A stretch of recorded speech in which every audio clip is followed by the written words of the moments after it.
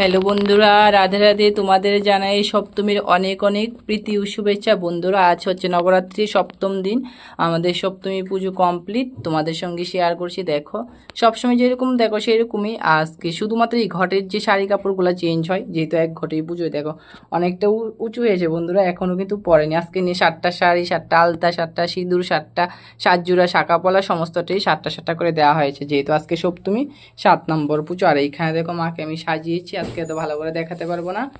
আর মাকে দেখো আজকে একটা লাল শাড়ি পরিয়েছি। যে দিদি শাড়িটা দিয়েছে সে দিদিও কালীর অনেক ভক্ত, কালী মাকে অনেক মানে। আর যেহেতু আজকে দেবী কালরাত্রি রূপে রয়েছে, দিদির ভাগ্য অনেক ভালো যে দেবী কালরাত্রি রূপেই শাড়িটা পরেছে। দেখো, ভগবান ভক্তের ইচ্ছা কখনোই ফেলতে পারে না। আজকের মা কিন্তু দেবী কালরাত্রি রূপে পূজিত হয়েছে। আজকে শাড়িটা অভয়নগর থেকে দেওয়া হয়েছে। অভয়নগরের আমার একটা দিদিভাই, যিনি কালীকে অনেক ভালোবাসে, কালী পুজো করে, তো মা সন্তানের ইচ্ছা কখনোই ফেলতে পারে না, দেবী কালী রূপী শাড়িটা পরেছে। দিদিভাইকে বলবো, তুমি যদি আমার লং ভিডিও দেখে থাকো অবশ্যই দেখবে। দেখো, তোমার লাল শাড়িতে দেবী কালরাত্রি রূপে সেজে উঠেছে।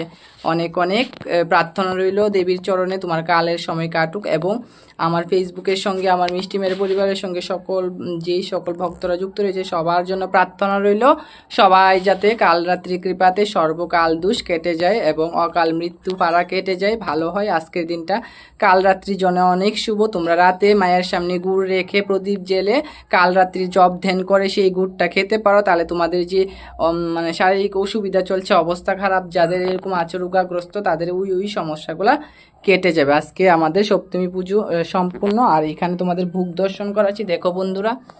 আর এইখানে হচ্ছে কি রাজভোগ, আজকে আমি একাকেই ভোগ টুক সাজিয়েছিলাম, কেননা মন্দিরে লোক ছিল না, দিদিভাই পরে এসেছে। তারপরে এখানে আমি একটা আস্তাফল কলা দিয়ে দিয়েছি, এখানে দিয়ে দিয়েছি পান, এইখানে দিয়ে দিয়েছি সর্বদেবতার ভোগ। আর এইখানে হচ্ছে যেটা দই খই চিরা সব দিন দেওয়া হয়, এইখানে 5 খণ্ডের ভোগ। আর এইখানে দেখো বন্ধুরা, গুড় দেওয়া হয়েছে। আজকে দেবী গুড় খেতে অনেক ভালোবাসে, দেবী কালরাত্রি রূপে রয়েছে, তার জন্য দেবীর ফেভারিট খাবার হচ্ছে গুড়। তোমরা অবশ্যই আজকে এই কাজটা করতে পারো। যাদের দীর্ঘদিন যাবৎ শরীর অসুস্থ চলছে, শরীর খারাপ চলছে, তারা এই কাজটা করতে পারো। যে কোনো চৈত্রে নবরাত্রির সময়ও তোমরা এটা করতে পারো। দেবী কালরাত্রি কৃপাতে তোমাদের সর্বকাল দুষ কেটে যাবে, অকাল মৃত্যু কেটে যাবে, এবং যাদের উপর ব্ল্যাক ম্যাজিক খারাপ ক্রিয়া হয়ে আছে সমস্ত কিছু কেটে যাবে। আর এখানে দেখো আমার ভোলানাথকে আমি আজকে লাল পরিয়েছি, যেহেতু দেবী কালরাত্রির পুজো, তার জন্য লাল পরিয়েছি বন্ধুরা। দেখো কি সুন্দর লাগছে। আর এইখানে আমাদের রাধারানী রয়েছে। এইখানে তো তোমাদের সমস্তটাই দর্শন করালাম। আজকে আমাদের সপ্তমী পুজো হয়ে গিয়েছে, যেহেতু আজকে সপ্তমী লেগে গিয়েছে 10টা 43 পর থেকে কিন্তু সপ্তমী লেগে গিয়েছে। তো নবরাত্রি সোমবার থেকে শুরু হয়েছে, তার দরুন আজকে কিন্তু 7 দিন। তো আজকে আমাদের সপ্তমী পুজো করতে হবে, তার জন্য সপ্তমী পুজো কমপ্লিট। আবার রাতে দেবী সন্ধ্যা আরতি হবে। তো কেমন হয়েছে সপ্তমী পুজোটা অবশ্যই তোমরা জানাবে।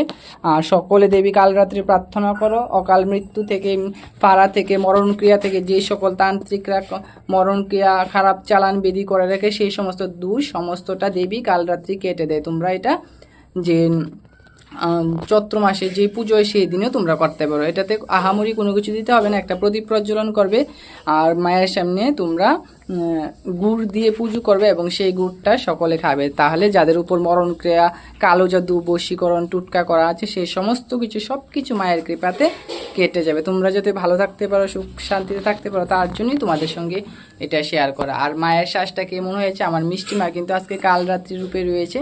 অবশ্যই কমেন্ট বক্সে তোমরা কমেন্ট করতে ভুলবে না, কমেন্ট করে জানাবে আমার মিষ্টি মাকে কেমন লাগছে, আর আজকের পুজোটা কেমন হয়েছে, দেবী কালরাত্রি রূপের শ্বাসটা কেমন হয়েছে, সম্পূর্ণ পুজোটা কেমন হয়েছে অবশ্যই তোমরা জানাবে।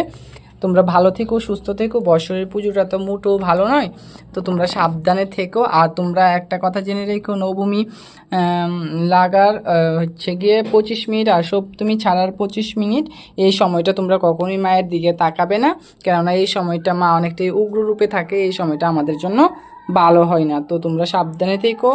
তো আজকের মতো আমি এখানে শেষ করছি। আবার তোমাদের সঙ্গে দেখা হবে কালকে দেবীর অন্য একটা রূপ নিয়ে। ততক্ষণ পর্যন্ত তোমরা ভালো থেকো, সুখী থেকো, মায়ের চরণের শরণাগত হো, মায়ের কৃপাতে সকলের মঙ্গল হোক। তো আজকে এখানে শেষ করছি। রাধে রাধে, জয় নিতাই, জয় মা কালরাত্রি, জয় জয় মা।